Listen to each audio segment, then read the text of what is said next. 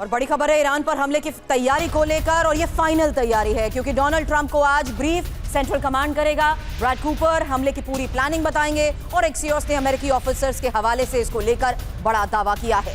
बड़ी खबर यह है कि शर्तें ना मानने पर ईरान पर बड़ा हमला भी संभव है, यानी साफ है डोनाल्ड ट्रंप के वो पोस्ट और उन पोस्ट के बाद आ रही ये एक और बड़ी खबर जहां अब हमले की फाइनल तैयारी। बड़ी खबर यह कि सेंट्रल कमांड डोनाल्ड ट्रंप को ब्रीफ करेगा।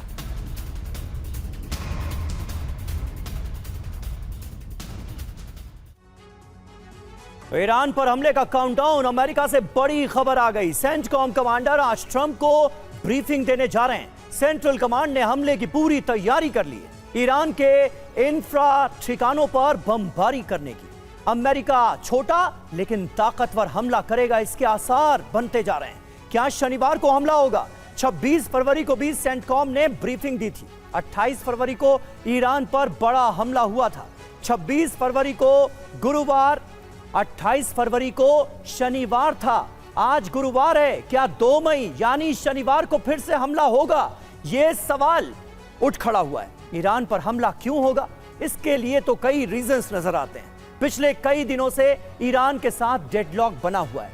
संवर्धित यूरेनियम को लेकर ईरान अमेरिका दोनों अड़े हुए हैं। दोनों तरफ से हॉर्मुज बंद है। दुनिया के कई देश परेशान हो रहे हैं।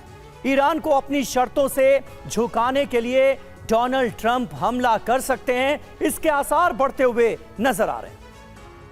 वहीं एक सबसे बड़ी खबर है मुस्तफा खमेनी के वरिष्ठ सलाहकार की बड़ी धमकी, जहां युद्ध का नया दौर अमेरिका के लिए भी विनाशकारी होगा और अगर ईरान पर फिर हमला हुआ तो अमेरिका को बड़ा नुकसान होगा। मुस्तफा के सलाहकार और IRGC के पूर्व प्रमुख कमांडर मोहसिन रेजाई की यह धमकी इतिहास में दर्ज होगा। ईरान ने अमेरिका को फारस की खाड़ी में हरा दिया।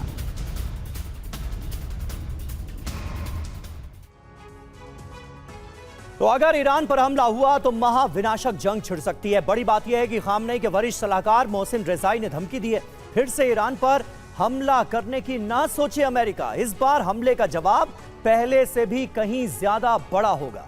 धमकी क्या दी गई है? युद्ध का नया दौर अमेरिका के लिए आसान नहीं होगा।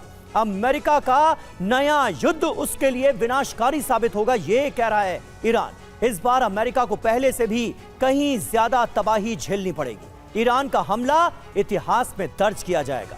फारस और ओमान की खाड़ी में ट्रंप की हार होगी। अमेरिका के जहाज डूबेंगे और तमाम सैनिक मारे जाएंगे। दुनिया कहेगी कि अमेरिका फारस की खाड़ी में हार गया। यह कहा गया है। मायने क्या है?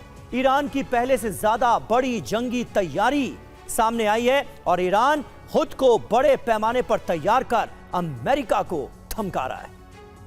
अब लाल सागर में अमेरिका की तैयारी को लेकर एक बड़ी खबर है। USS जेराल्ड फोर्ड से विमानों की उड़ान और लाल सागर में तैनात USS जेराल्ड फोर्ड, जहां बता दें US सेंट्रल कमांड ने तस्वीरें जारी करते हुए इसी तैयारी को लेकर एक बड़ा संकेत दिया है। ये लाल सागर में अमेरिका की तैयारी की वो तस्वीर है जहां USS जेराल्ड फोर्ड से विमानों की उड़ान और लाल सागर में USS जेराल्ड फोर्ड की तैनाती, जिससे साफ है कि US सेंट्रल कमांड ने इन तस्वीरों को जारी करते हुए भी एक बड़ा संकेत दिया है।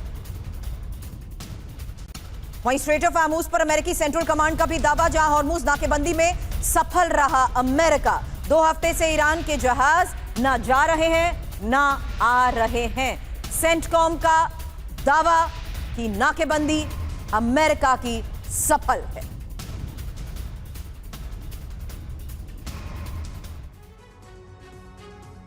तो हॉर्मुज स्ट्रेट बंद रहेगा, बारूद बरसेगा। ईरान की 4 चेतावनियां देखिए क्या है। हॉर्मुज से अमेरिका अपनी नाकेबंदी हटा ले, जो नेवल ब्लॉकेड है उसे खत्म कर दे।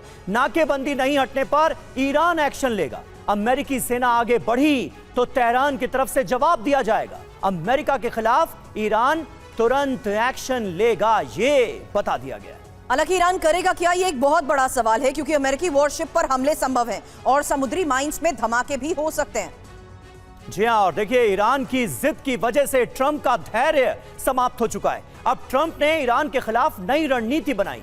इस रणनीति के तहत अमेरिका ईरान के आसमान को लॉक करने पर विचार कर रहा है। समंदर में अमेरिका की नाकेबंदी तो पहले से ही, और अगर डोनाल्ड ट्रंप ने ईरान के एयर स्पेस को भी बंद कर दिया तो ईरान की सप्लाई लाइन पूरी तरह से कट जाएगी। अब सवाल ये अमेरिका के खिलाफ ईरान का काउंटर प्लान क्या है? अगर अमेरिका ने वेनेजुएला की तरह ईरान को नो फ्लाई जोन घोषित किया तो क्या इस बार ईरान जंग शुरू कर देगा?